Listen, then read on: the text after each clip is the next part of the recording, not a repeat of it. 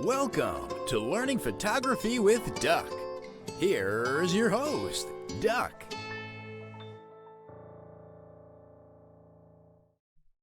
Good evening, everybody. Thank you for joining me once again for another edition of Learn Photography with Duck. I am your host, Duck, and today we are going to be discussing, we're going to be just doing general Q&A about photography in general. But one of the things that I want to get into is understanding your histogram a little bit.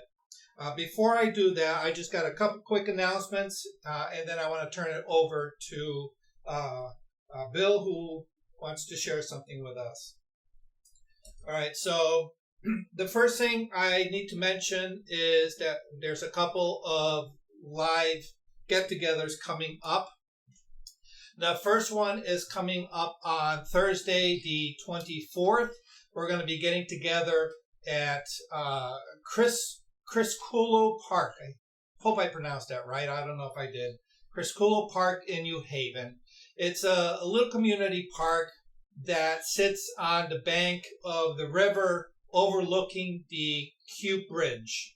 And it's been requested that I do a night photography class. And of course, what better subject than, our very own Pearl Harbor Bridge with the beautiful lights and everything. And as a bonus, the 24th is a full moon. And the reason I picked this location is because a few steps away from the park is a little bridge that will hopefully give us a great vantage point of the full moon rising above and behind the Q Bridge for hopefully a great photo opportunity.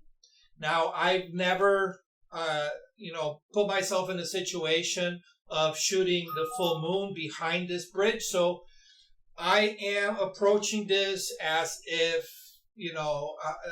kind of like scouting the potential and, hoping for the best. Of course, we are at the mercy of nature, so hopefully we will not have too many clouds to kind of obscure the night sky. But in any case, we will get some great shots of the bridge with the lights. And as a bonus, if everything goes great, we'll get some moon shots of the moon behind the bridge. So if you're not doing anything Thursday evening, we're going to get together at the park at 8 o'clock.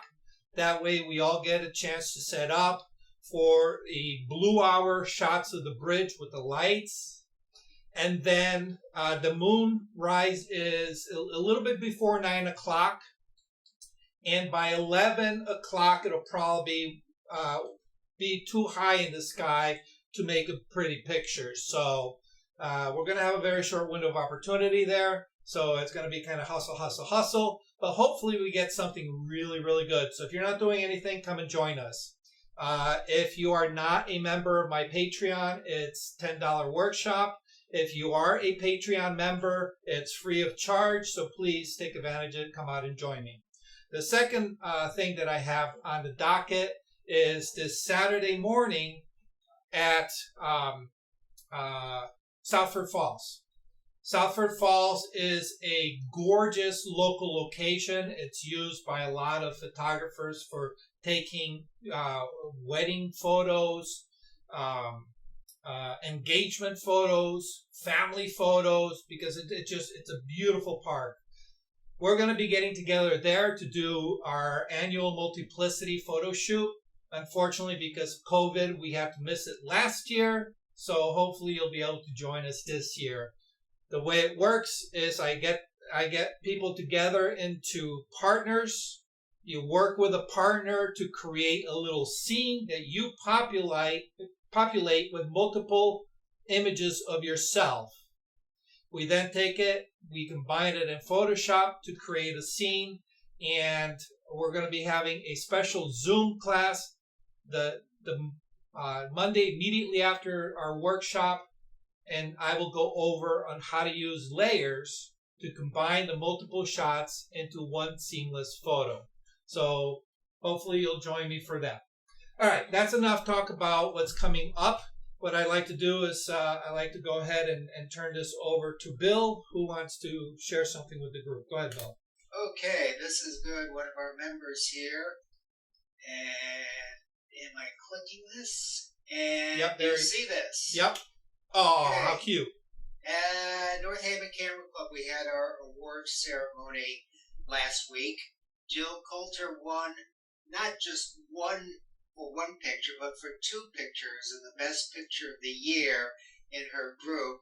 She won second prize for this one called Sharing, and first prize for this picture called Peeking Out from Under. And Jill also won first prize for full body of work for the year. She won first prize in the PSA Nature category. Nice. Thank you, Bill. You're welcome. Good stuff. Good work. Okay, was that it? Yep. That was it, yes. Awesome. All right. Yeah, congratulations, guys. Keep up the good work. You know, it's always great to kind of like push yourself, try to get yourself outside of your own comfort zone, because that's how you learn, you know. So anyhow, competitions are great because it's kind of like an outside pressure on you to perfect your craft. So anyhow, what I like to do today is discuss, go into a little bit about histograms. Now, in the past, when we've been discussing editing in Photoshop and in Lightroom, I've kind of offhandedly mentioned looking at the histogram for certain things. You know, for example, to avoid clipping, and to avoid, you know, having your shadows go too black. And also in discussion with photographers out on, you know, events in the past, I've come across people who have a hard time kind of understanding or wrapping their head around how to read a histogram. So I figure what I like to do today is just very quickly go into what a histogram is and kind of see how it works with your exposure on your camera. All right, and as you can see, what I have, and why is my chats on? Okay. And it's funny because now it's missing from my my controller. I don't know what I did wrong. But anyhow, in the studio, what I've done is I've set up a little shooting scenario that I'll be explaining. And obviously, what I'm going to be doing is I'm going to be simplifying the concepts a little bit. And hopefully, once you understand the basics or the fundamentals, hopefully you'll start making sense of what you encounter out in the field. And I'll try to correlate this with something that you would find in reality. So I'll be shooting some stuff here, displaying it on the screen and talking about it. All right. But in the meantime, what I'd like to do is, let's see, switch over to desktop. All right. And if you want, just expand my screen rather than sharing. I'm just going to have you expand the screen. That way we don't get into those laggy issues that we've had in the past. Oh, what happened? Here we go. There we go.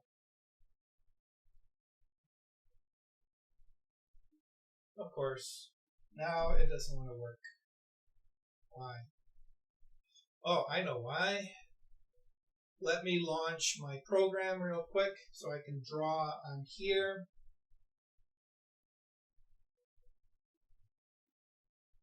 There we go. All right. Oh, yeah, there we go. Good. All right, so when you open up your image, actually, here, before we do that, let me just open up an image. I'm in Lightroom, and over in the upper right-hand corner, you're going to see the histogram. If you don't see it, you just click on that little down arrow, you're going to see it. All right, and typically, whenever you see a histogram, they may be represented a little bit differently, but at the core, they're all pretty much the same. Most programs will present the information in the exact same way. What a histogram is basically a bar chart. A bar chart. So if you've ever done anything with numbers and tracking quantities in a bar chart, you know that if you have 5 apples, you're going to get a bar chart that's 5 units tall. And if you have 10 bananas, you're going to get a chart that's 10 units high. And then with those 2 bar charts, you can see the difference between 5 and 10 very easily.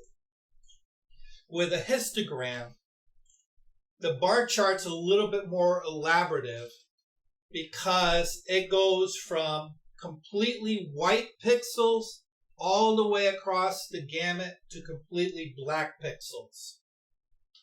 And what it does is it counts the number of pixels from 100% white to 100% black and all the grays in between on each channel, the red channel, the green channel, and the blue channel. So if you look here on mine, you're going to see that there's blue, there's red, there's green, all right, and there's yellow. Yellow is kind of what overlaps, all right, so and the gray is what overlaps, and the light blue is what overlaps, all right, so that light blue is an overlap between the green and the blue channel.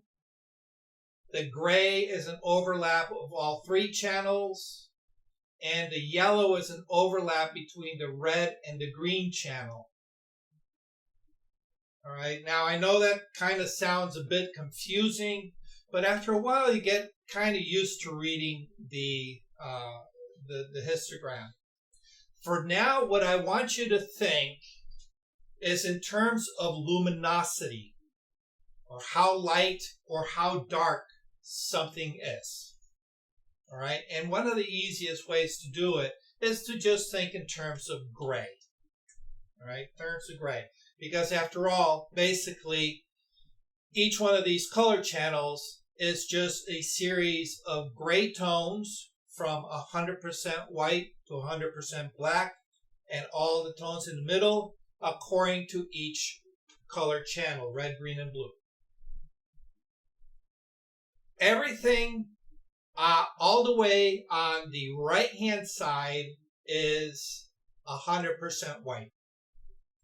And actually, if I go to my develop module, you'll see that Lightroom kind of displays this very nicely, where it coordinates it with the sliders that influence those particular parts of the histogram.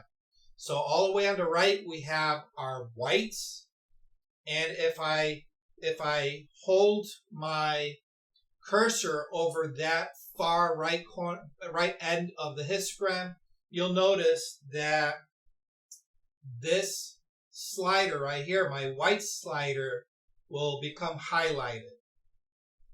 As I move across towards my left, the next one is my highlights, and you'll notice that the highlights get illuminated, and then my exposure, my shadows, and then my blacks.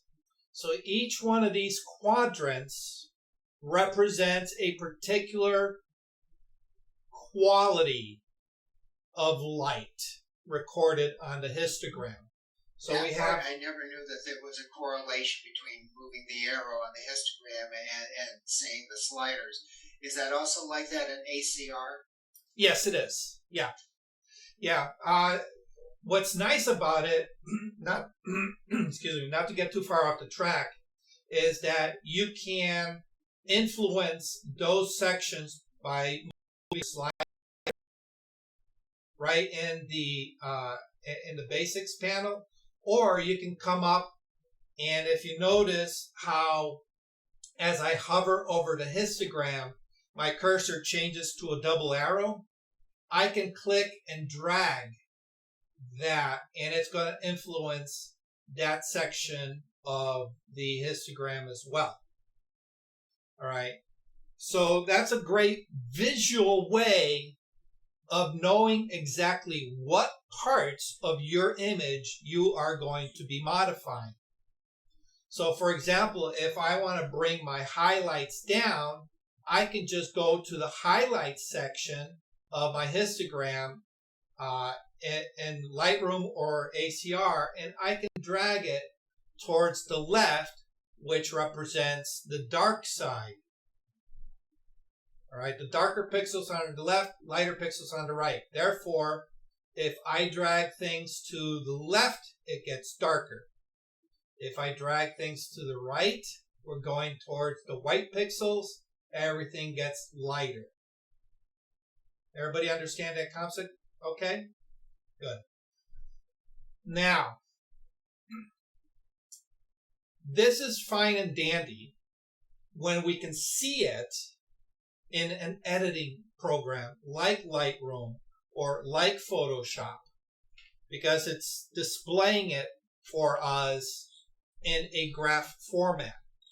When we're out in the field, it's a slightly different story, because our first introduction to a scene is not through some kind of editing program.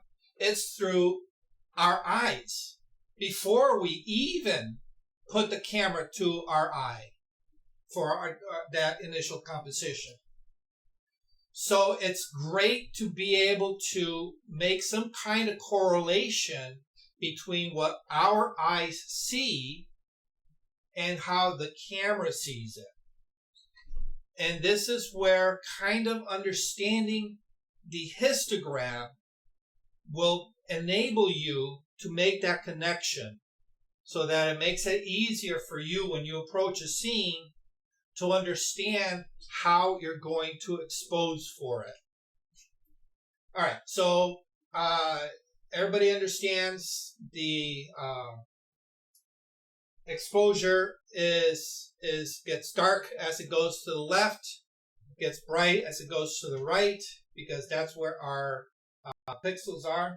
All right, so this is just a blank histogram. And traditionally, we are taught that if we want a properly exposed image, we want a histogram that kind of looks like this, correct? All right, because remember, this over here is black. This over here, it represents our white.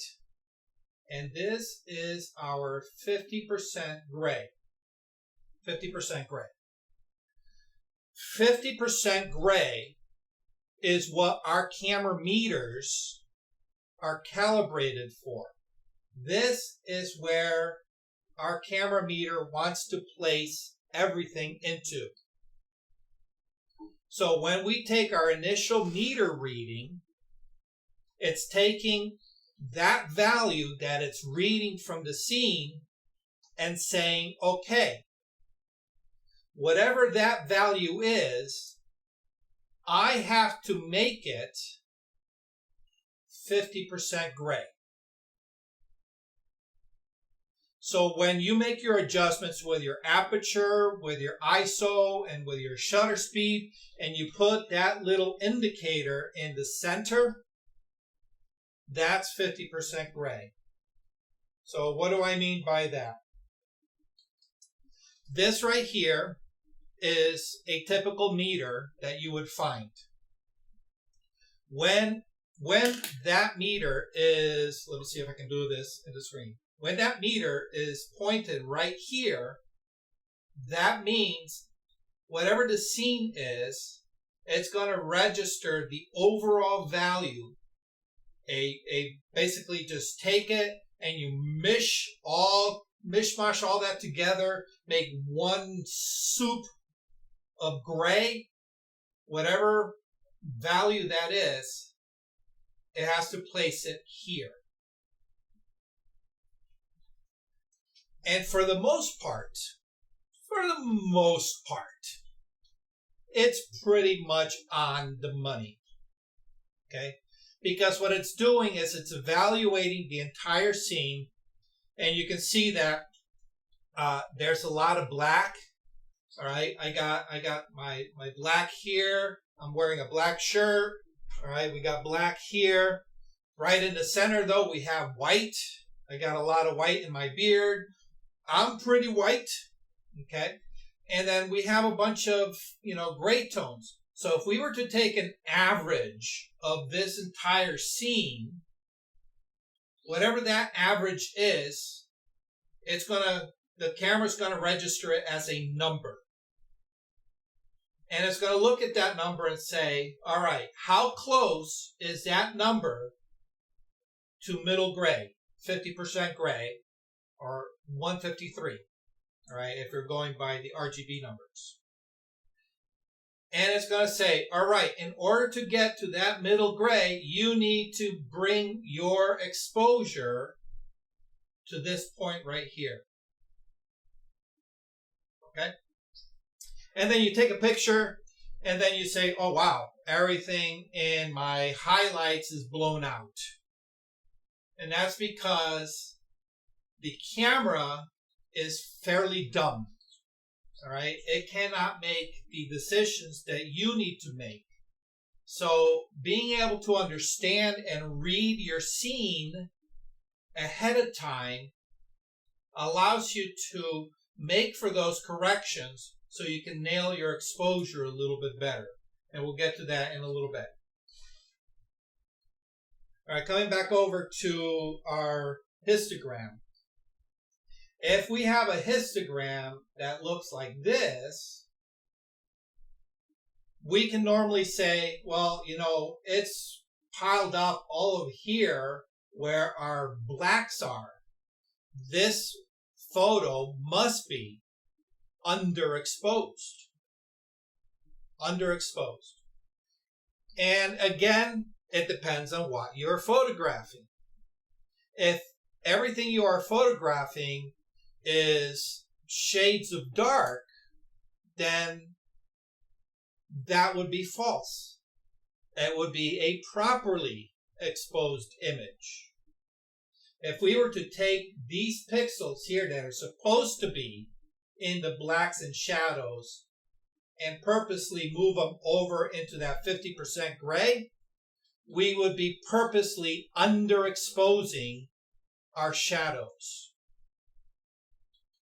Right? The same holds true if it's the opposite. If we see a histogram like this, where it's pushed over into our whites, often we notice, we'll say to ourselves that this is overexposed. Overexposed. Okay? And of course, for the most part, we'd be true because we got a lot of clipping going on with our whites. But again, if what we are photographing are white objects, then this may be the correct exposure for that scene. All right? So hopefully after we've gone through our little exercise, you'll be able to understand when you have a correct exposure and when you don't. One thing that doesn't bother me when I get a picture, of course, when you get the clippings, you get the blue to warn you that you have a lot of black here, or white, or red if you have a lot of red. I don't mind if I'm taking, let's say, something that involves caves or rocks with a lot of black holes in them. Mm-hmm. I don't mind if they show up. I'm wrong. For my eye, I want it to show up like that because it is a dark hole within a mountain or within a cave or whatever.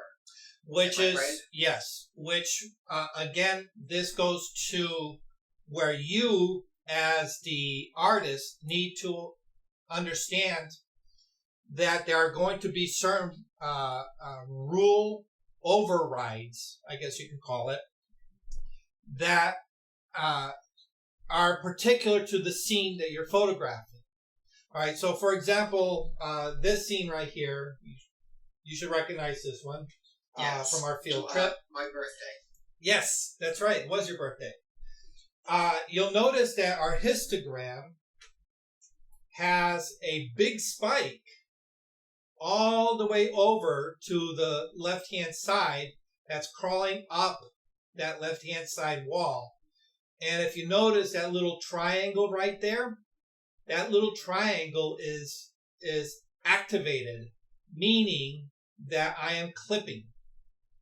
All right. That means that there are pixels here that are 100% black. All right. And if I hold it over, you'll see everything that lights up blue. That's 100% black. And what that tells me as a photographer, actually more as the editor to this photograph, is that no matter what I do, I cannot brighten those pixels up to gain any kind of detail. It's just going to brighten up to a muddy mess. It's just going to convert to lighter shades of gray. I'm not going to get that tonal difference that creates shadow detail. But going to what you just said, this is one of those circumstances where I understand this particular limitation of the camera, and I don't mind because I'm using it as a framing device for this particular image. I purposely framed the church within the black border of these leaves in order to create a natural vignette to the subject. So I understood right when I approached this scene that because of the contrast between light and dark, I was going to make a sacrifice. And the sacrifice that I was going to make was in the shadows, because the leaves in silhouette still read as leaves. I do not need any of the detail to inform my viewer that those are leaves. What was important for me for this particular scene was the building itself, and along with it, I wanted some kind of detail to be able to be pulled from the sky. The sky was very bright. It was beautiful blue, but it was very bright. And I knew I wanted to be able to bring that brightness level down in my post-processing. So making sure that I had enough detail in the bright areas afforded me that luxury of being able to bring that sky down and balance it with the subject. Okay. Now, of course, there will be times when it's the opposite, where you want the shadow detail. And in those circumstances, certain things are going to blow out in the whites. And you know what? You're just going to have to say, that's okay. I didn't need that. Okay? All right. So, thank you, Bill. That was a great lead-in question. Okay. So now, what I want to go and do is show you exactly how the camera kind of reads things. And for that, what I'm going to do is shift over here. Oh, we can turn those camera settings off. I'm going to go in that direction to go there. All right. And hopefully you guys can hear me okay. Can you hear me okay? Yes? Yes, yes. Perfect. I'm stepping a little bit further away from the microphone, so I just want to make sure. All right, so what I have here is actually, you know what? Let me put my, there we go. That's not inset. What I'm going to do is I'm going to shoot tethered, tether captured, start. Okay. There we go. And as I shoot, you'll be able to see it in this little quadrant right here. Okay? All right. So what I'm going to do, I have 3 targets. I have a white foam board, I have a black foam board, but I also have this gray card. This is a Lastolite gray card. It's just one of those kind of like the 5-in-1 reflectors that it's the spring loaded and folds up really, really nice. It's very inexpensive. You can throw this into your camera bag and you can carry this with you on, you know, when you're out in the field photographing something. And it's a great way of being able to very quickly get a proper exposure independent of what is happening out in your scene. All right, as you understand, these cameras use a reflective metering process. That means the light comes down, hits your subject, and reflects back into the lens. And the light that it reflects is what your camera reads. So what I'm going to do is I'm going to start with my middle gray card. All right, this is calibrated for 50% gray. All right, 50% gray in the histogram, 18% reflective. 18% meaning it's going to reflect 18% of the light off of it into the camera.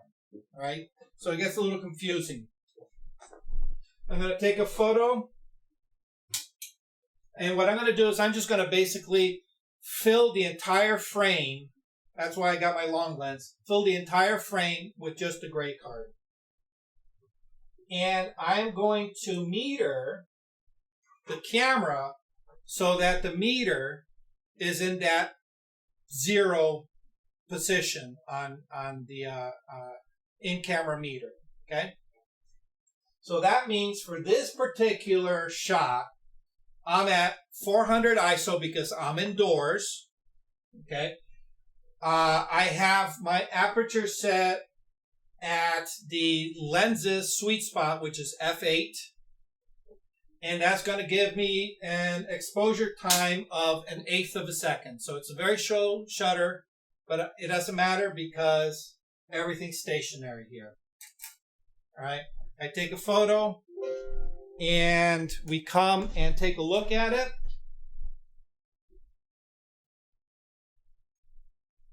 And you can see the histogram places it pretty much right in smack in the center. All right. This tells me that this is 80% gray. I'm sorry, 50% gray. 50% gray. Okay. Oh, let me switch back. There we go. Okay. The next shot I'm going to take is the black card. And I'm going to repeat the same process. I'm actually going to meter for that black card. And then I'm going to shoot the same thing. I'm going to meter for the white card. And we'll take a look at it, okay? So I'll scoot everything over here. All right. The camera is now looking at the black. The black is completely filling my frame. And when I activate my meter, it's telling me I have to change my settings. So I went from 1/8 of a second to 1/2 a second. All right. Again, because it's darker, so it's a slower shutter. All right. Now I'm going to come over to the white. I'm going to fill the frame with the white. Take a meter reading, and now it's saying I have to add light. All right. Or no, I'm sorry, I have to take away light because it's too bright. And it's giving me a meter reading of 40th of a second. So the shutter speed is a lot faster for this one. And I take a photo. Come back and we take a look at that in our Lightroom. Okay. And the one thing you're going to notice is that they're all pretty much the same. All right. Keep in mind the textures of the cards a little bit different.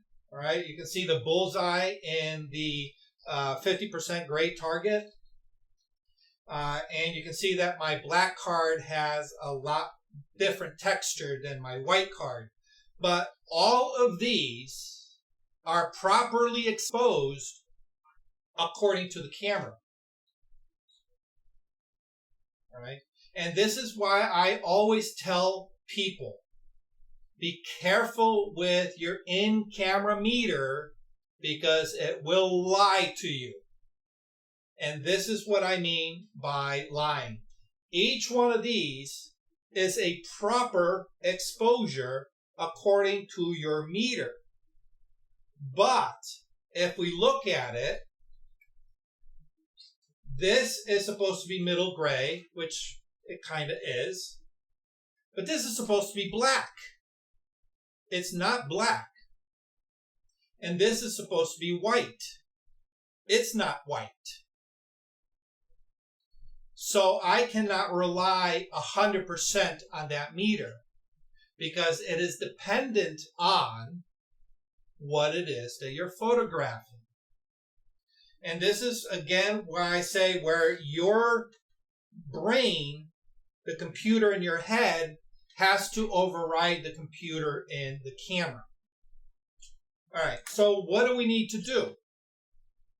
We need to make sure that when we meter for a scene, we meter something that's neutral gray, that middle gray, and we keep that setting regardless of what's in front of our camera.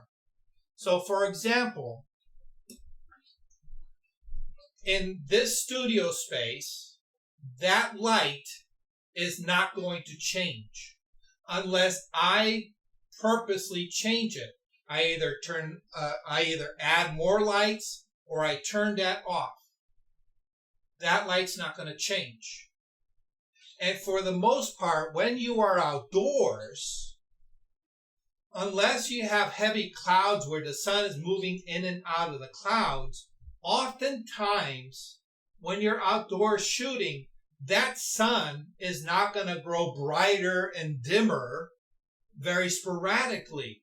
It's going to maintain a fairly even light.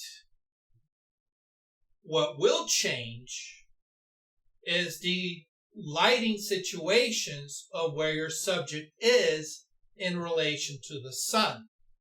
And that's a slightly different story. Okay? So, in a situation where your subject is in the sun and you expose for that sun, you can shoot this black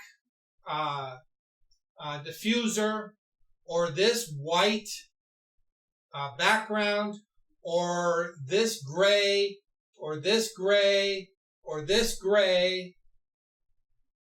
I don't have color in my studio. I just noticed there's no color. You can shoot red, you can shoot blue, you can shoot green, as long as it's properly exposed for this light. You don't need to change your setting at all. What do I mean by that? All right. We know that if we get a middle gray subject properly exposed, it's going to land, oh, where is it? Right here. This is 50% gray. This is 50% gray. If I expose for this right there, and I do not change any other settings on my camera, all I do is point the camera to different subjects, I know this will photograph white and this will photograph as black. Correct? Now, what is the difference between this white background and this middle gray target? Well, you can say the color, all right? But what it's actually is that this is reflecting more light back towards you than this. So this is an overexposure of this when we compare light values. And if we're shooting this black softbox, this in relation to our middle gray card, this is an underexposure of this. Okay? Reflective light. Reflective light. Okay? So what we need to do is find something that is middle gray, set our exposure to that, and then don't touch it. All right? And I'll show you what I mean by this. Let me come over here. All right. I'm going to go ahead and adjust my exposure to the middle gray. All right. So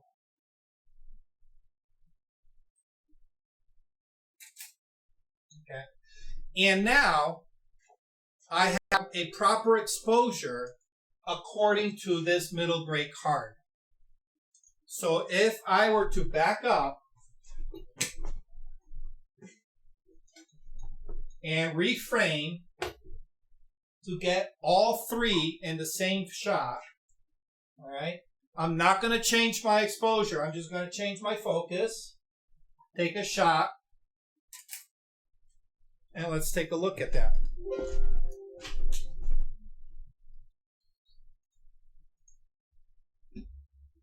Now we see, let's bring it up.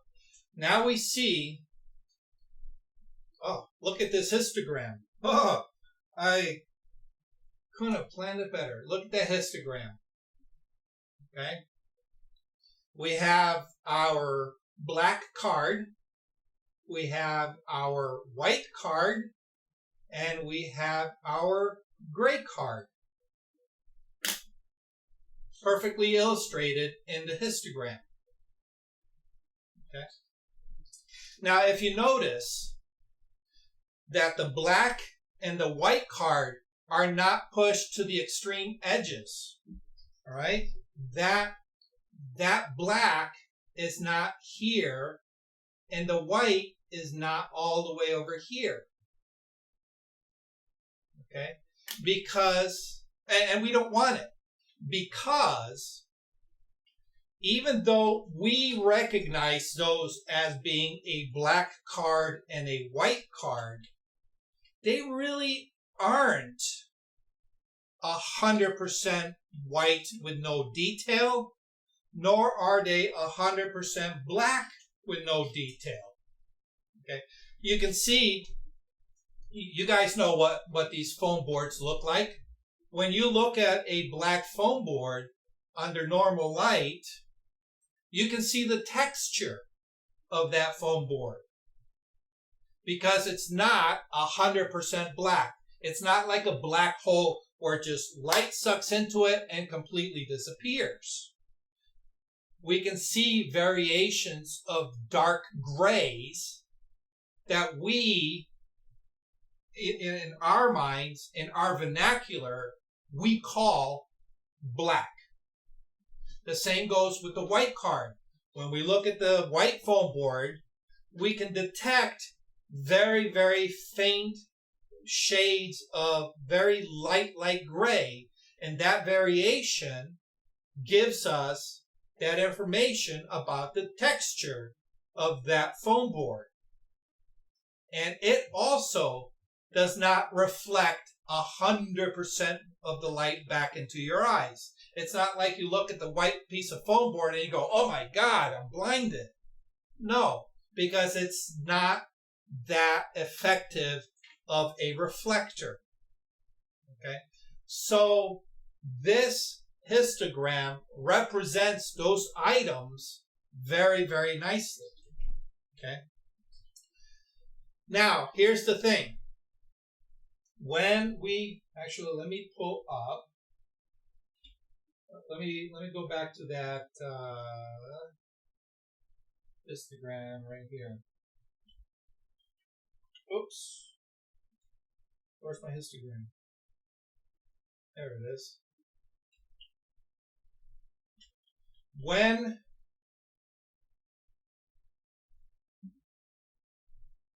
oh yes, it's doesn't want to work for me. What the heck? There we go. There we go. When we looked at that white card, it put that spike about here. It put the middle here, and it put the black card here. All right. So when we're talking about reflected light, this is actually approximately 18% gray. All right. A lot of you, if you think back to the old Kodak film days, Kodak had the 18% gray card. All right. And for a while, there were different manufacturers specifying slightly different values. Some said it was 18% gray. Some said it was 12% gray. Some said it was as high as 20%. But overall, the majority of them came to land on that 18% reflected light. All right. So meaning the light that is hitting that gray card reflecting back into the lens. A Caucasian, me, the light that I reflect back to a camera is approximately right here, which is 9%. So 9% gray is being reflected back. All right. That white card is probably approximately 2.5%. Okay. Where that black card is probably at 82%, roughly. Okay. So now, hopefully you're getting a little bit of sense of how the histogram interprets what it's looking at. And that will allow you to, when you are out in the field, make adjustments when you look at a histogram. All right. And we'll take a look at some real live situations in a bit. Okay. But I want you to remember that the camera wants to put everything right here, but not everything fits into that spot. That white card fits here. That black card fits here. Those are not 50% gray or 18% reflective. They're not. They won't fit there. Okay? All right. Now, if I... Oh, where's my tether? opens up, right, we can see that this is a properly exposed image because we can see black or shadow with detail, right? We have shadow detail in the clips, okay? We have shadow detail in the cloth here, okay? We can see white with detail, all right? We can see the texture. I don't know if you guys can see it in the video screen, but there's white texture on this white foam board, all right? There's white texture in this sewn seam here, okay? And that is what we want to capture. We don't want it blown out to pure white. We don't want it blown out to pure black, okay? Now, understanding this, another thing that you need to understand is that your camera in certain situations are going to have a hard time making a choice of what to capture. Now, in this particular scene here, we have white and black that are at the extreme ends of our histogram, but are well within the histogram. So that tells us that they are within the exposure range of our camera. But there are going to be times when the exposure range, especially when you're doing landscape or outdoor photography with bright sun, there will be times when the exposure range exceeds what your camera can see. And that's where you're going to need to make a determination, kind of like I did with that church setting. Where's my church? There's my church.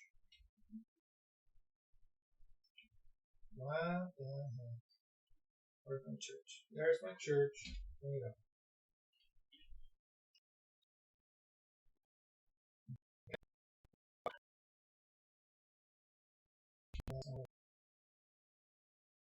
To make a determination of what to keep and what to lose, because the exposure range was pretty much at the edges of what my camera can capture.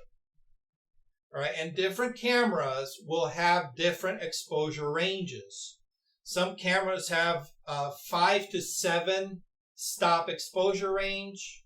Newer cameras is a little bit better. They're about 9 stops of exposure range. So you have to determine what you're going to keep and what you're going to lose. And this is where we get into a discussion of, and you've probably heard the terms, exposing to the right or exposing to the left.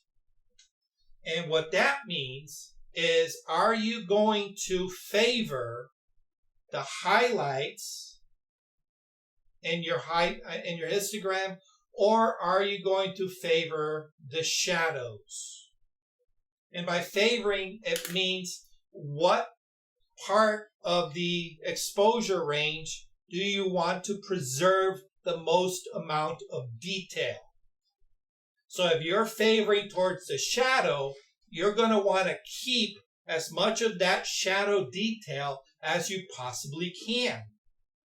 And that means that you're not going to have any clipping on the extreme left side. You're going to favor the shadows, and whatever happens in the highlights, it happens. So you may get clipping in the highlights. But that's where you make the determination of, does that matter? If I lose detail in those highlights, is it going to negatively affect my image? And you have to make that determination on the scene. Okay? Likewise, the inverse, plays the same role, all right, which was the case with this one. I wanted to preserve the highlights, so I favored my highlights for this. So I made sure that all these very bright areas of the building, these light gray stones, all right, all of this that was directly reflecting the light back towards the camera, all these, all right, all this area up here in the sky, these wisps of white, these cupolas, whatever you want to call it, all this, I wanted to make sure that I caught all that little fine detail. I didn't want those blown out. So I favored this image to the highlights, all right? I wanted to make sure I retained those. Did I care that any of this went to black? No, because you can see it doesn't affect this image. As a matter of fact, it works for this image because it creates that nice natural vignette. Okay? All right. Now, what if I wanted all the detail in the shadows? And I understand that my camera has to make a sacrifice one way or the other. Well, at that point, I need to take over and I need to tell the camera what to do. So because I understand I'm going to lose my highlights or my shadows, I will then take two photographs. I will take one where I am preserving the shadows, and I will take one immediately after to preserve my highlights, and then in Photoshop take those two images and combine them to make one properly exposed image where I have the detail in the shadows and I have the detail in my highlights. Okay? Unless I understand my camera also, that I can make sure that I split the difference. Okay? And what do I mean by splitting the difference? Well, let's take a look at the histogram here in this example. Okay? If you notice, everything on the dark side is crawling up that side. It's clipping. Where here, I have a very wide open space with very, very, very little detail in the light pixels. So I know I can take my exposure and shift my exposure probably about a stop and still have enough detail to preserve both my highlights and my shadows. Okay? Here's the caveat to that. You need to be shooting in RAW. RAW is going to give you a little bit more leeway to the left and to the right of that exposure in order for you to be able to manipulate it in post-production. That's one of the benefits of shooting in RAW over shooting JPEG. If I were to have shot this in JPEG, I would have lost all that shadow detail and never gain it back. Okay? But because I shot it in RAW, I'm pretty confident that I can probably reclaim those. And you know what? I don't think I've ever tried. Let's try it right now. I'm going to create a virtual copy.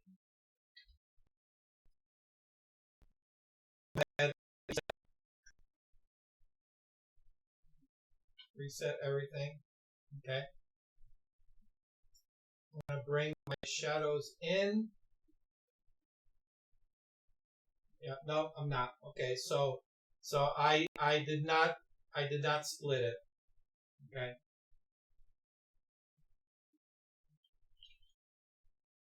what I did recover is very, very minor. Okay. But had I shot this differently, where I shot it where this was more like this. Oh, okay. No, wait. I'm getting it. I'm getting some back. Okay. Grainy, but I'm gaining it back. Okay. Hopefully you guys can see it in the video. It looks like you can. Okay. All that detail is still in my raw file. I can reclaim it. Okay. But again, had I shot this with that express purpose of splitting the difference, I could have regained a little bit more without really pushing my exposures. And this is where using your brain on the scene becomes more critical. All right. And you can only use your brain if you have the tools to be able to use it properly. All right. So hopefully with this understanding of the histogram, it puts another tool in your toolbox so that when you are on the scene, you can make better choices about your exposure. Okay. Now, let's take it one step further. And I have this particular image. I downloaded this off the internet. It's not my own, right? I got it from PX here, all right?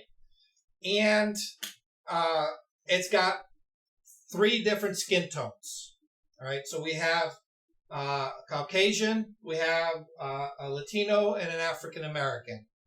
3 very distinctly different skin hues, all right? But how do you expose for it? Now, did this photographer say, oh my God, this person's very dark and that person's very light? I don't know if I can get a proper exposure that's going to properly expose for both those skin tones. No, that's not true. You expose for that middle gray and everything else falls into place properly. Okay? So now what I've done is I've separated each one of those skin tones into, I basically just cropped to those skin tones, all right? If we look at the histogram for this one, the histogram is being influenced by this, let me zoom in, by this color gray, or color green, all right? This green, along with the skin tones, is very much influencing the exposure of this image, okay? And this photographer is using probably a flash, so he probably exposed using a light meter to get a proper exposure for his light, okay? But if we were to take this and turn this white, okay, and if I just zoom into here, all right, you can see that that green sits pretty much at middle gray, all right? So we have a good exposure for that background, all right? Because that green value sits very, very close to our middle gray. All right, and let's go back to color. When we understand that exposure, everything else falls into place. We don't have to expose for the white skin tone. We don't have to expose for the dark skin tone. We don't have to expose for the middle skin tone, all right, because they all fall into place. All right, so what I've done is I've separated each one. So this is the white skin tone. You can see how it's pushed further over to the right-hand side. All right, it sits at that 9% reflective gray. 9% reflective. Okay. if we look at what I assume is probably a Latino person, their skin tone is beautifully centered into that 50% middle gray. All right. So if you're Latino, you have your own meter with you. Just point your camera at your skin tone, and you're going to be fairly right on. Okay. And of course, this is a dark skin tone. Now, when you see a histogram like this, where it's more into the 72% gray, all right, a lot of people will look at that histogram and say, well, that's underexposed. But no, it's properly exposed for that skin tone. Okay? All right. Any questions on anything that we've covered? Any questions? Doug, sometimes I will take a picture, look at a picture. Let's say the church where you have white clouds and the dark and the dark shade. Of course, the shade is going to be black and it's going to be highlighted, and maybe the clouds are going to be highlighted. I will sometimes make a layer. I do a Control J. No, first of all, no, I take that back. I'll do something like select the sky. Then I'll do a Control J and then go to Camera Raw, and I will fix the exposure just for that part. Yep. And then maybe later on I will do a Shift Control Alt E to put it all back together if I want it all back together. Okay. Because sometimes I take things in parts, because if I look at I've had times where I've taken the whole photo, I've looked at a whole scene, and it looks good. It looks, everything is fine. Nothing is clipping. I have no warnings. Right. But if for some strange reason, if I go to do something like I want to make the sky darker, let's say I want to make the sky darker. I did not like the sky. It was too light, but I like the rest of the scene. Sometimes if I highlight just the sky, then I will see that the clouds are blown out at that part where they weren't blown out when I saw the whole picture. So I will adjust accordingly. And this is. Am I being too anal, or am I? Okay. Again, it depends on what the subject is of your photo. All right. Now, when we look at clouds in the sky, we expect those clouds to be puffy and white. Mm-hmm. Okay. And depending on how much cloud cover, there are times where we'll look up at the sky and we'll squint a little bit because it hurts our eyes. It's so bright. Okay. Mm-hmm. Now, our eyes can adjust very, very quickly and very naturally to that overexposure. The cameras can't. All right. So we have to override what the camera is seeing. And this is where the term placing your exposure comes into play. If any of you have never read any of Ansel Adams' books on exposure, I thoroughly encourage you to read his books on exposure. All right, he basically wrote the books. All right, and there's three very famous ones. One's on exposure, one's on the film, and the other one is on darkroom techniques. All right, well, one's in the camera, darkroom, and film. Okay, the one on camera is the one you should read, because he talks about being out in the field at the moment that you're taking the photograph and making your decisions on how you're going to photograph that image. Okay? And the decisions that are being made are in relation to two things. To break it down very simply, two things. The mechanical aspects of your, let me take that off. The mechanical aspects of the camera, all right, which means your settings, aperture, shutter, ISO, any filters that you put in front of it, things like that. Okay, those are technical things that you do to the machine. The other consideration is what you're going to do with that image in post-processing. Okay, and this is where you have to rely on what you know. And you have to keep in mind that what you know will continue to grow. All right, so even though you may say to yourself, well, I'm not that good at editing. I don't know very much. All right, don't look at it that way. I want you to look at it as, what do I know about editing? What do I understand about how I currently edit my images?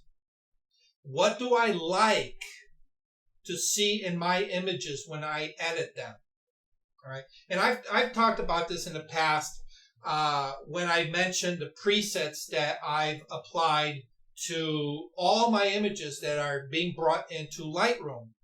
There are certain things that I did to every single image, as far as editing them, that across the board I decided to put into a preset. So that way the machine did that part of the editing for me. But that came from me sitting down and saying, okay, what is it that I like to see in my images? What little tweaks do I apply in post-processing pretty much across the board? And this is, a little bit of contrast, a little bit of color boost, a little bit of clarity, all those things, okay? And that comes from me knowing that part of the editing process, okay? It's what I knew. I did not concentrate on what I did not know, all right? Because there's a lot more that I don't know than I do know. But I need to know what it is that I know that I can prepare for on scene. All right. So for example, I know I can control exposure through curves. I can control certain parts of the exposure through the sliders in Adobe Camera Raw or in Lightroom. Okay. And I know from experience pretty much how much I can push those sliders before the image starts looking like crap. Okay? I have a little bit more leeway in the shadows than I do in the highlights because that's the nature of digital photography. Digital photography is going to capture a lot more detail in the shadows than in the highlights. So because I know this, when I am on the scene, I can make sure that my settings conform to that knowledge. So that way, when I'm photographing these clouds, I know my camera is going to have a hard time with all those bright highlights. So in that case, I have to make the decision to purposely underexpose those clouds in camera so that I have the detail, I have the data when I open it up in Lightroom or in Photoshop. Okay? So how much I underexpose, obviously it's going to be dependent on the type of day, how many clouds and things like that. And this is where I will look at my histogram. And I'll make sure that my histogram has enough data in that highlight section. because that is telling me that I have enough information to be able to manipulate those clouds any which way I want to in Photoshop. Okay? And again, I'm going with what I already know. I'm not taking any second guesses. Oh, maybe Lightroom will do this. Maybe Lightroom will do that. Okay? No. I'm going with what I know. Okay? So now I take the photograph and I look at the photograph, and in particular, I look at that histogram and I see the shadow side going all the way up, and it's clipping. It's flashing that blue at me. Okay? So now at this point, I have a decision to make. Is the information that I lost critical? Do I need it? Okay? If I don't, you know what?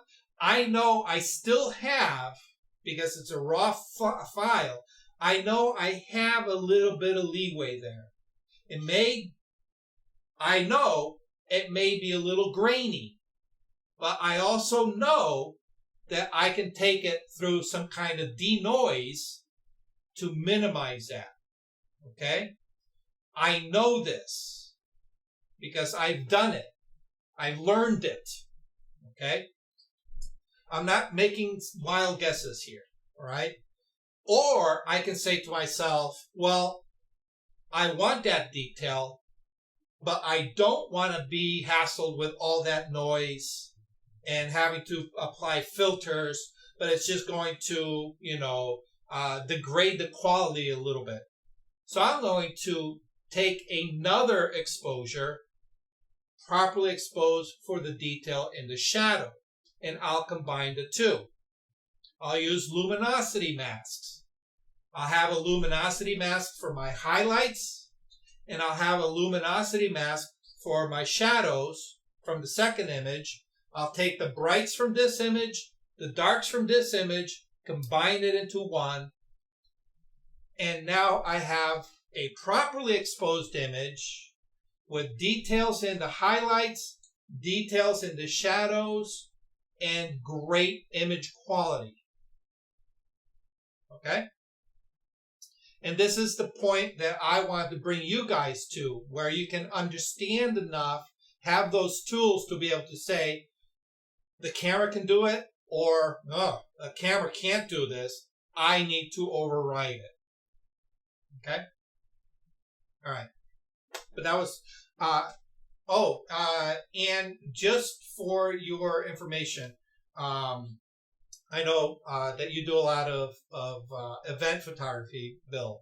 The photo that you have of you shooting that the Corvette, okay? Yes. Oh, that let come here. Oh, wait a minute. That was done by my ex-girlfriend. You remember Lisa? Yeah. Yeah. But she did no, that. yeah. Let me put the picture up. There we are. Yeah. Okay. So that photo there, okay? Notice how dark that ground is? Yes. Okay. But if you look at it where the sun is hitting it, yes, that's middle gray. Okay. All right. Mm-hmm. There's if you ever have if you're ever out in the field and you're having a hard time finding a proper exposure, look for something in your environment that fits that middle gray. All right. Learn to see this in your environment. And then you can meter off of it. And then once you're metered, you can shoot whatever you want. Okay. And not worry about your exposure. Okay. Now, the only times you'll have to worry about it when you're in an outdoor environment is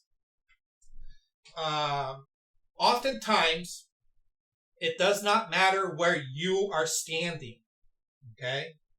For example, in this photograph, you are in the shade, okay? But parts of the car are in bright sun. Yes. So you're going to expose for the parts of the car that are in that sun. That's going to become you're going to set your exposure to that part of the light. Okay? So now, as long as your subject is in that same kind of light, you can point that camera anywhere you want and fire away without touching anything, any single setting, and you're going to be guaranteed the correct exposure for all those shots. All right? And this is where I see a lot of people making mistakes because they will meter all the time. Oh, well, that person's wearing a black jacket. I'm going to meter, all right? And then you shift over, and there's a person wearing a bright yellow one, and you're going to meter, and it's going to your meter's bouncing all over the place. And then when you open everything up, your exposure is all over the place. That's because, yeah, absolutely. That's because you're chasing the meter. You're chasing the meter. Okay? So what did you say I should do initially? So what you do is find that neutral gray. Right? Okay. Learn to see this. Mm-hmm. Okay? And meter that neutral gray, that 50% gray, in the light that you're going to be shooting in. Okay. Okay? And then don't touch the camera. All right.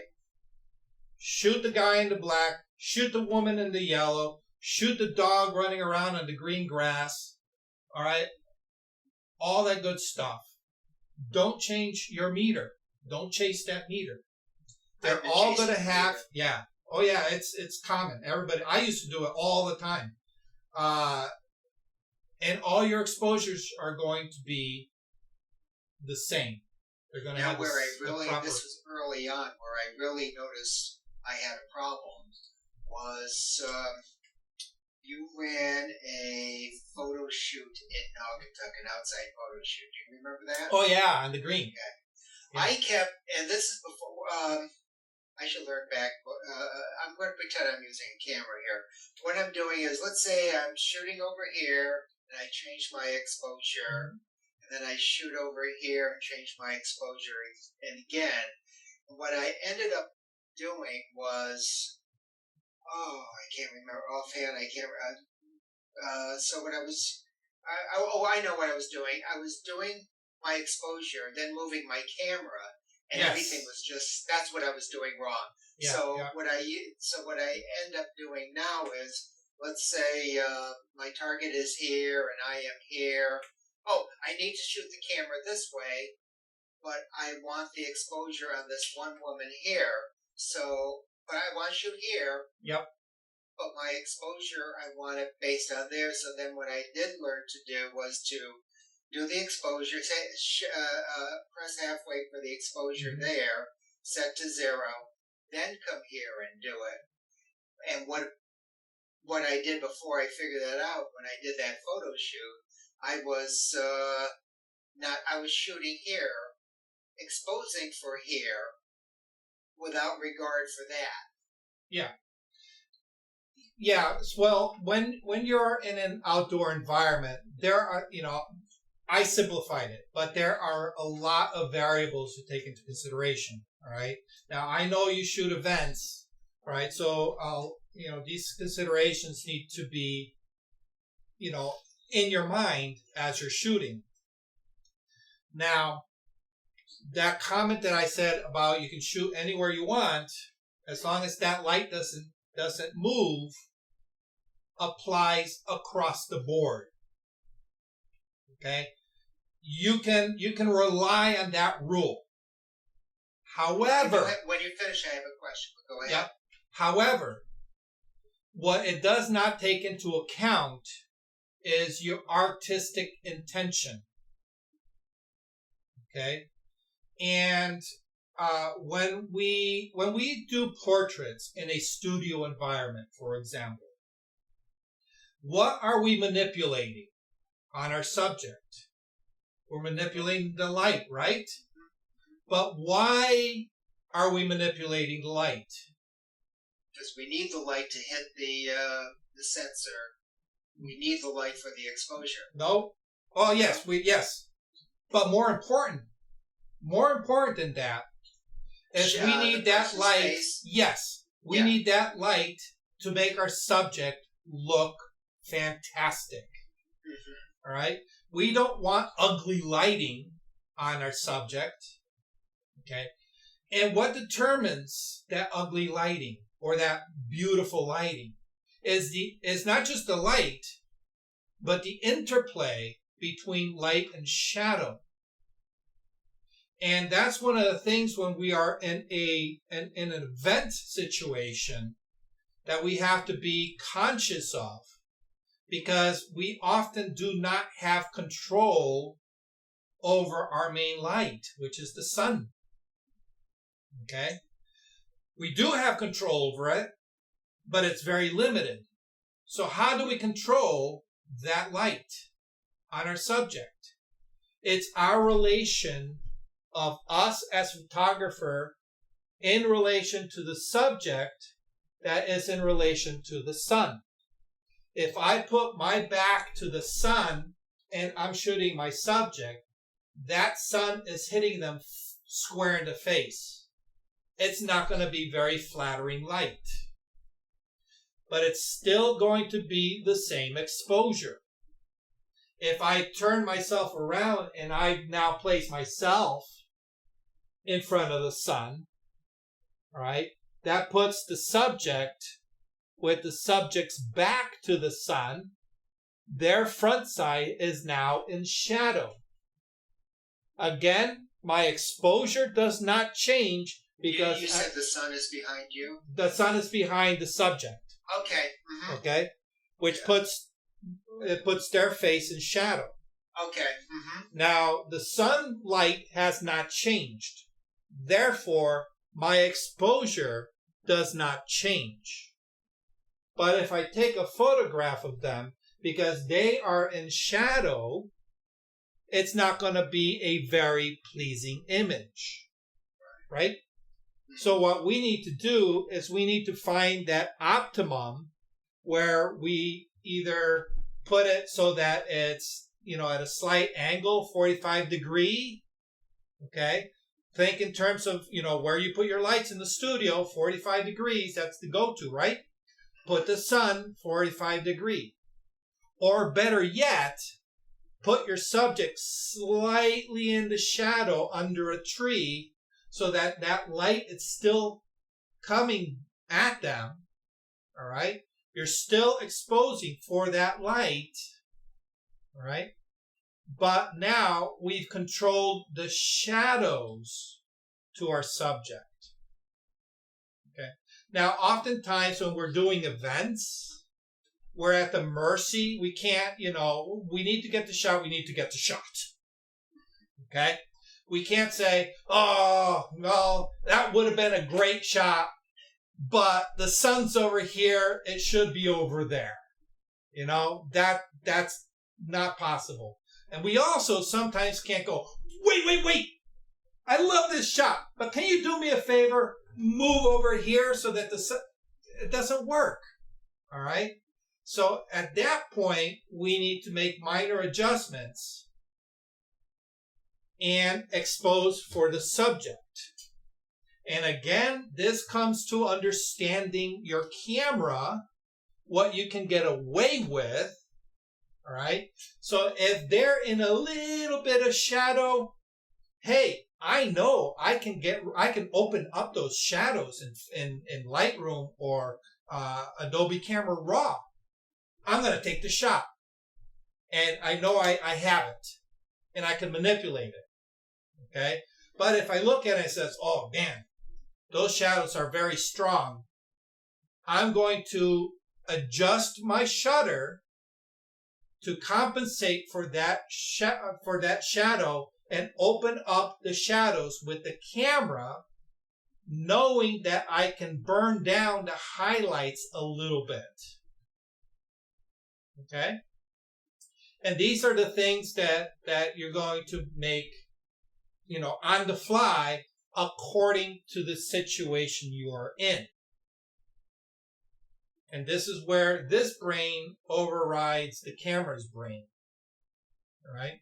And this is where understanding how this behaves that allows you to say, hey, I need to shift this closer to this, or I need to shift this closer to this. All right? Because in editing, you can always shift it back. And just that little portion of it. Okay? But that was a great question. All right. One problem I have with event photography, let's say this part is true. East is over there. Mm-hmm. West is over there. Mm-hmm. I'm taking pictures. People are standing. I do ask people to move around. These are people hanging around before I do ask people to move around. Well, which is okay, yeah. Oh, yeah. I also know these people. Plus, it's not a situation where I'm asking somebody to move from one room to another. Yeah. Where I'm working fast, and if somebody's doing something at a particular point, I just want to grab it.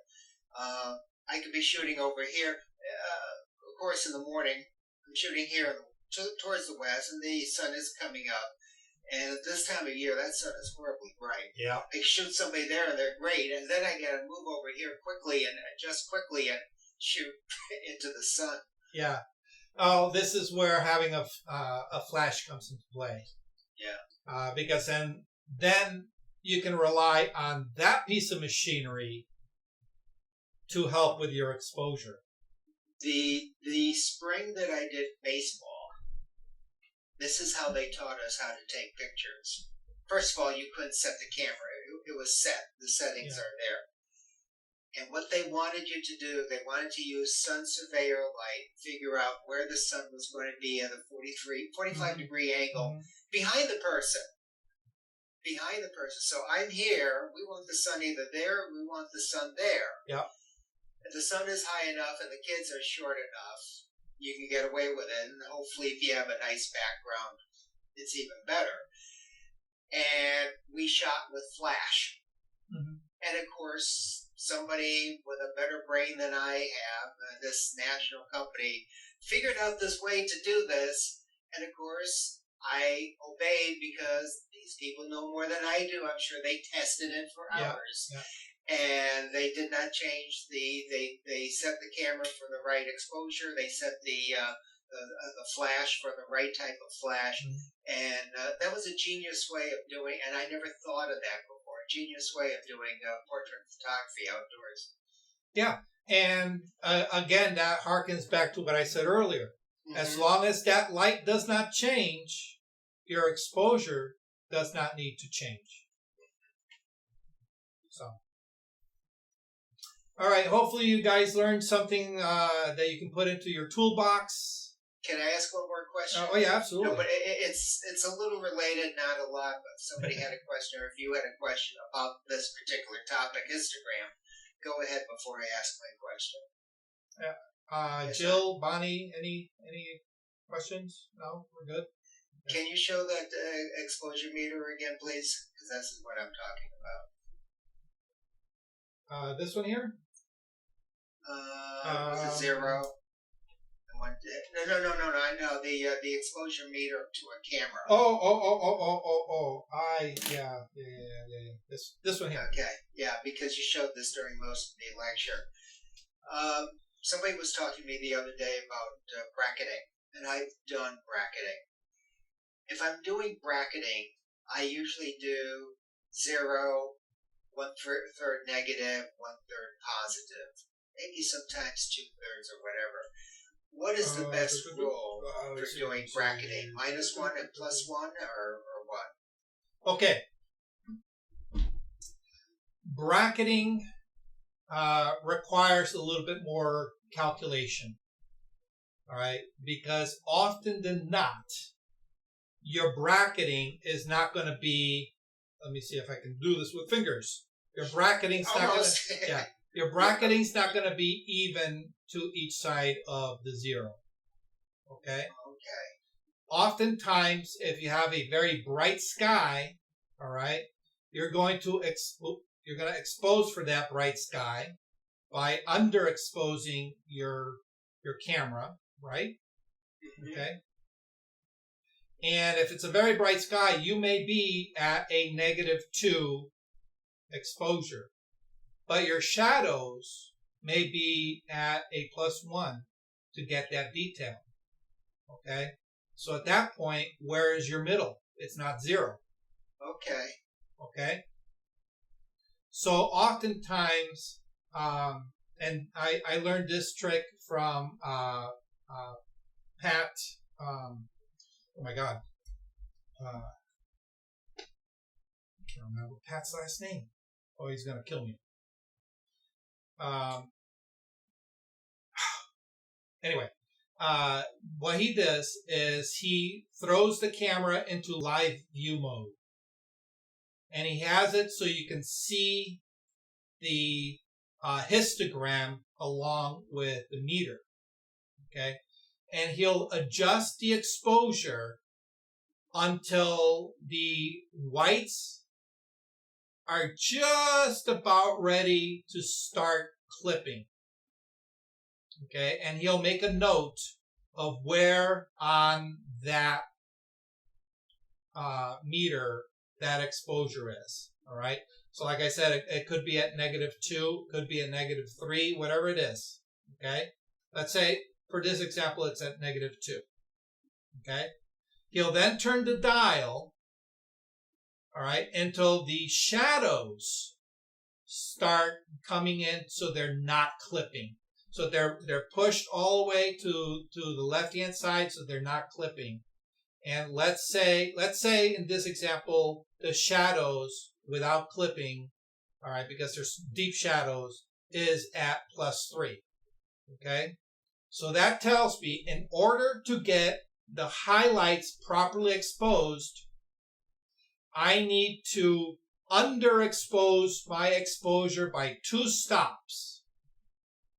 Okay, and for the shadows, in order to gain all the detail in my shadows, I have to make sure that I overexpose, because we're brightening the shadows, we're overexposing it by 3 stops. Okay, so if we do a count of -2 to where's -2 to +3, that's 1, 2, 3, 4, 5 stops. 5 stops. Okay? Most cameras can handle 5 stops. All right? So now I know that the middle is actually about maybe 2/3 overexposure. Okay? So if I make my first shot here, more than likely I'm going to get both ends.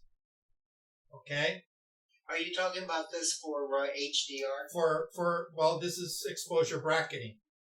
Okay, because I thought the way I was taught exposure bracketing was the reason why you do exposure bracketing. Yes. Yes, for HDR, but also yes, so you can determine which of the 3 pictures you want to use, or was that wrong for somebody to tell me that? Oh, I see what you mean. Yeah, so you're talking about a quick and dirty safety net. Yes, that's what I was talking about. Okay. But say you did I've done some HDR. That part was very helpful too. Yeah. So that's exposure bracketing, but this is exposure bracketing for a purpose. Okay. Okay. This is exposure bracketing so that you're guaranteed to capture all the detail in the highlights and all the detail in the shadows. Okay. And be able to combine them. Okay. What you're talking about is that safety net. Yes. All right. So, yeah. The safety net is shoot 1 over, shoot 1 under.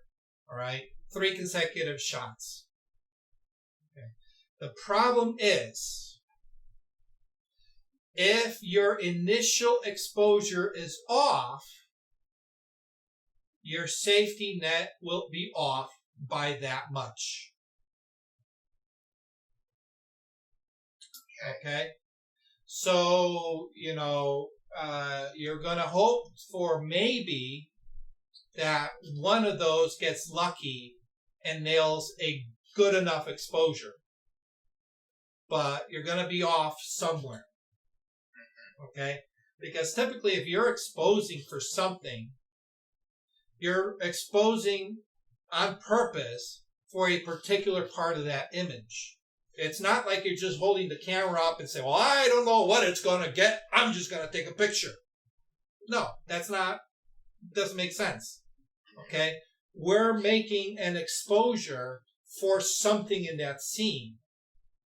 And hopefully you have enough knowledge to be able to say what I'm going to expose for is that middle gray that pretty much covers everything for my scene, right? But because I'm working fast, I need to make sure that I cover all my bases. So I'm going to shoot one under and one over, okay? That gives you that leeway that in case you missed your exposure, all right, and this is where that comes into play. It's when you miss your exposure, not when you get your exposure. When you miss your exposure, hopefully one of those two on each side will nail it. If at worst, you can take the best of this and the best of that, combine it into a usable image. Okay. But a lot of people will argue and say that's a kind of a sloppy way of working. All right. But the way I look at it, if you're not sure, and that's going to guarantee that you get the shot, go with what you know.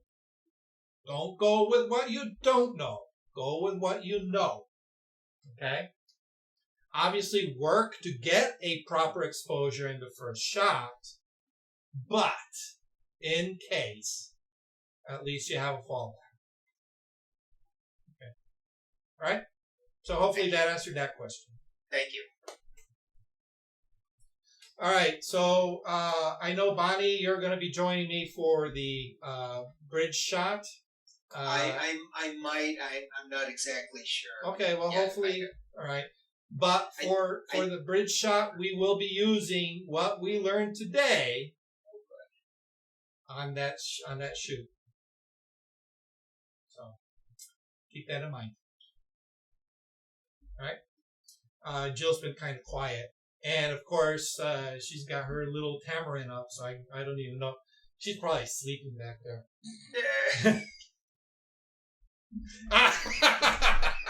Hey, Jill! I am not sleeping. I spent most of today on Zoom at work. So I just wanted to be off camera. I love it. Sometimes being off camera is a good thing. Like, I usually, if I have to go out, I had to go turn on the fan. I forgot to turn off the camera, so you see me getting up, and that looks sloppy. Normally, if I have to get up to do something, grab some water or whatever, I turn the camera off. It got hot in here. No, it's a hot day today. Yeah. Oops. Yeah.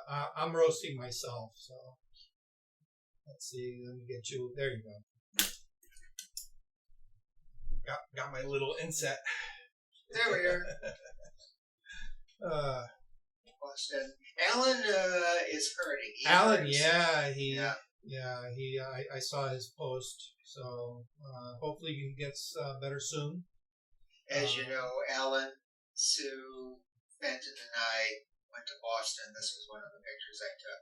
What was funny about taking pictures, Sue and I were taking pictures of the ducks or swans or whatever in the Charles River, and I said to her, here we are in this urban area, and we're taking pictures that go into PSA nature rules. It's just, I should, you know what, hey, Jill? Yeah, we should get a bunch of people from North Haven to go to a place like Central Park, right in the middle of New York City, and take these PSA nature rule photos. But no, trust me, that is a thing. Yeah. Urban wildlife is a thing. Absolutely. One of the things, especially in New York City, are trying to capture the hawks that live up in the trees, up in the buildings. There are a lot of hawks in downtown New York, that people like to photograph. All right. And you never think about it. You go, we go to New York and what do we see? We see squirrels. We see pigeons galore. We never really think about all the other wildlife. All right. Like deer. All right. And hawks. All right. Yeah, absolutely.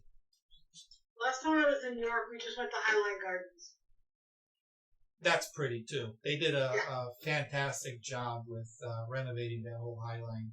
One thing that with PSA Nature you get fooled on, I took a picture of what I thought was a wildflower at Hammonasset. It'll look good. I put it up on Facebook first before I entered it because I don't know flowers. Right. And somebody told me, "Oh, that's beautiful." She knew the flowers. I wrote to her saying what kind of flower it is, and so I wrote it down. Looked it up, and the flower is imported from Europe. It was originally imported from Europe. Wow. Now, if you see this wildflower, you just think, yeah, PSA Nature. But now that I knew this, that's not PSA Nature. No, it's cultivated. Mm-hmm. Huh. So it doesn't qualify for PSA Nature. Mm-hmm. Even though it's growing in the wild? It's not though. It's in a garden. Oh, I see. It was actually out in the sand at Hammonasset. Well, then that should be. Yeah. I did ask Joe about that, and he said no. It's or Laura. One of them did tell me no, but when I didn't enter it, I think they told me no. I think they told me no.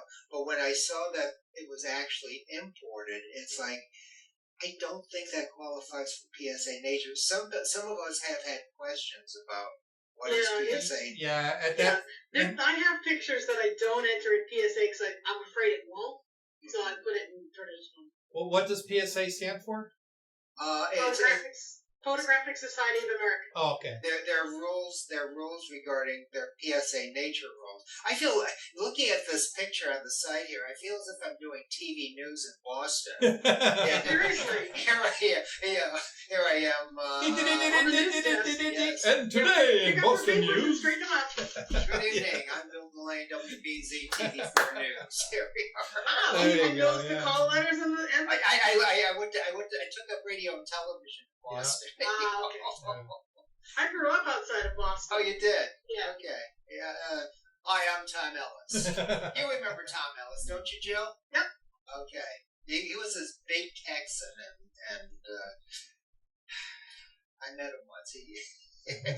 That's a funny story. I'll tell you at another point. Yeah, PSA Nature is persnickety. Like, no hand of man, not even a footprint.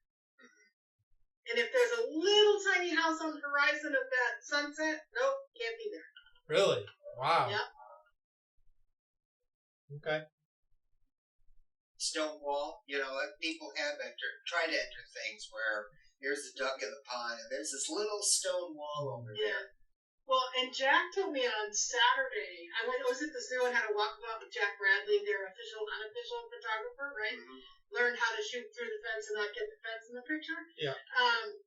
But he was saying that you have to be careful. Like, if you take pictures of their tigers or their leopards, that cliff that's behind them is fake. It's cement made to look like a cliff, and some of the judges know that and will, throw it out.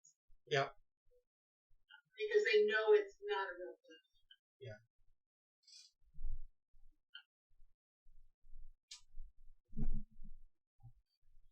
Alrighty, guys. Well, I appreciate you guys coming out and spending the evening with me.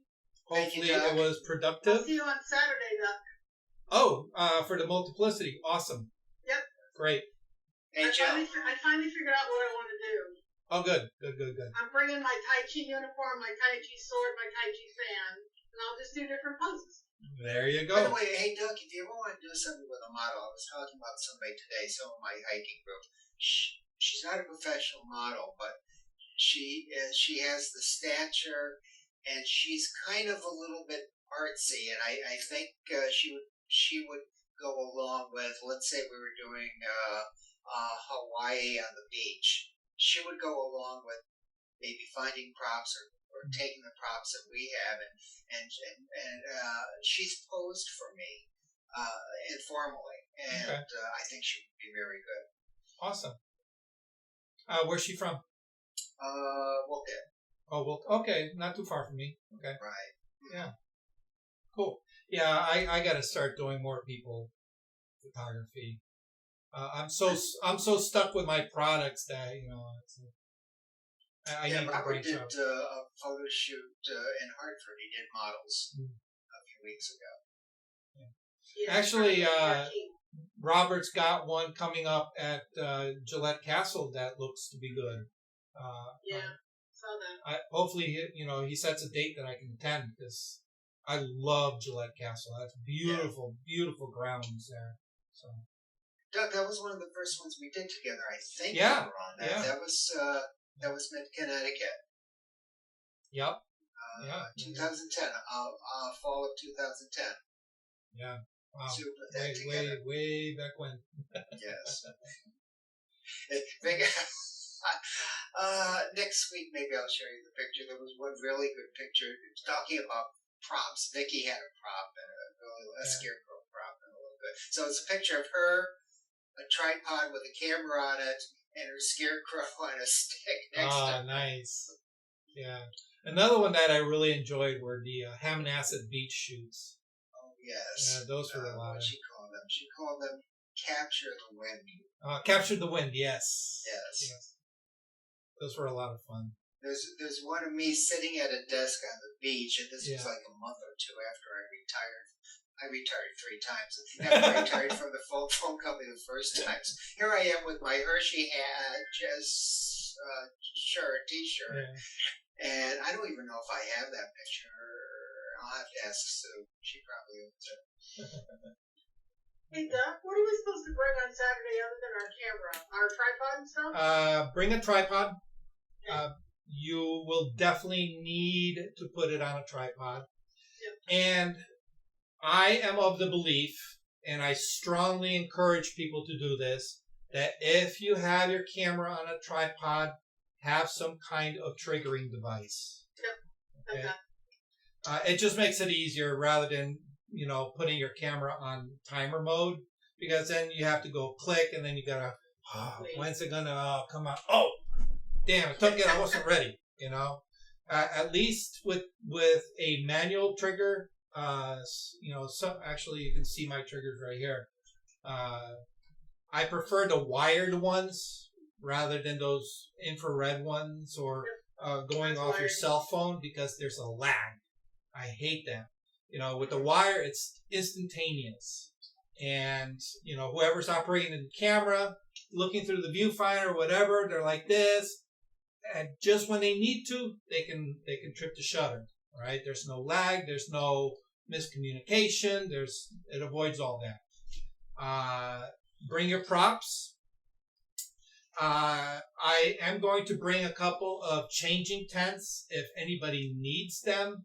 So, maybe if you want to bring a couple different tops, I'll probably bring a couple different shirts with me and switch from one to another, just so it looks like different people, Yeah, well, I'm not going to be different people. I'm just going to be in my Tai Chi uniform. That's fine. There are no hard set rules, Yeah, no, I know. The most important thing is probably to try to pre-visualize the scene that you want to create, and then make a list of all the props that you're going to need for that. So, for example, I figure I'm just going to take that picture and put it with my Tai Chi medal. Yeah, there you go. So, there's, all kinds of things are coming to mind, Not for me. I had trouble coming up with stuff, so I finally decided on that. If you have, a couple of different outfits, you can put one outfit and that outfit is you as the master, all right, doing your thing, all right, and then in front of you are multiple disciples or multiple students, all right, in a row following the same thing, So there's a way, but having that color difference just creates a stronger visual story in the person who's looking at the photograph, where you see one individual standing off from this group of one Jill in front of a group of Jills. But that single Jill is in like a black outfit, and all the other Jills are in red outfits. Oh, it'd be blue and white. I have white and I have whatever the case. But you get the gist, And like I said, it doesn't have to be anything fancy. It could be just, change the top. Everything else stays the same. Or change your sash or whatever. Yeah, I'll think about it. Yeah. If you want to get into like a whole martial arts scene, you can have a bunch of bad Jills fighting the good Jill. We used to call this double exposure.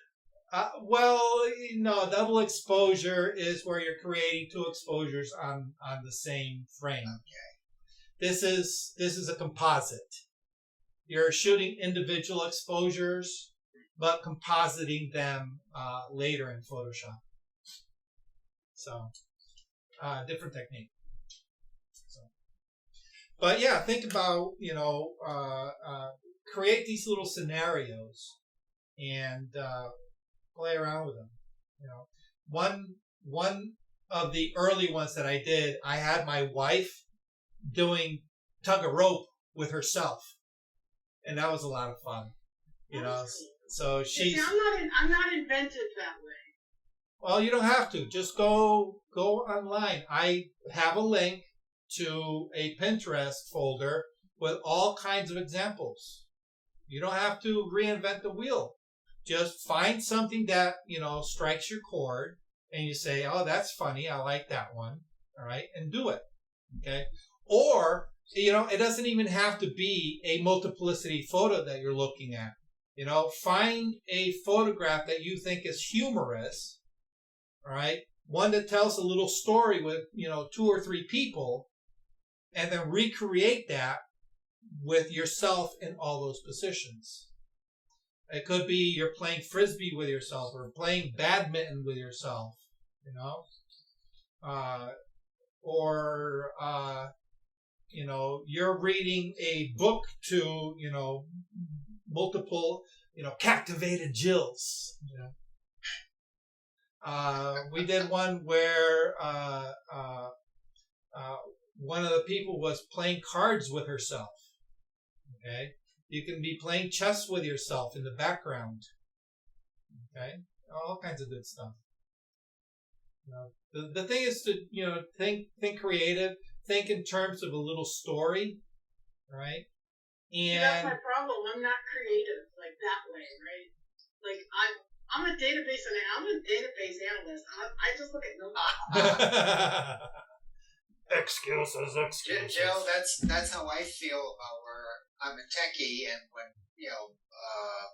when I used to do web pages, I actually did HTML. Mm. Well, I do that too. And unfortunately, I made some money off the site back in the early days because very few people knew it, and Yep. You can get a lot of money for it. Today, you can't because so many people do it. But as I always say, the graphic artist came along in an 8-hour lunch. Yeah. The template makers came along. Yeah. Yes. Yeah. And then WordPress came along, and the Gutenberg editor, and yeah. So, all right, guys. Well, thanks, Don. Hopefully, we'll see you guys. Bonnie, did you have a question? No? Okay. Just finishing All our right. class. Say bye. All right. Bonnie, we'll see you Thursday. Bill, hopefully we'll see you Thursday. Jill, we'll see you Saturday. Yep. Spread the word. Invite your friends. The more the merrier. Okay? Thank you very much, guys. Have a good one. Good night. Night, Doc. Thank you for watching Learning Photography with Duck. Brought to you in association with Milford Photo, your local full-service camera store. Located in downtown Milford, Connecticut, Milford Photo offers you a personalized shopping experience. From the latest camera gear to printing and framing services. And, of course, educational workshops to teach you the finer aspects of photography. Don't forget to tell them Duck sent you.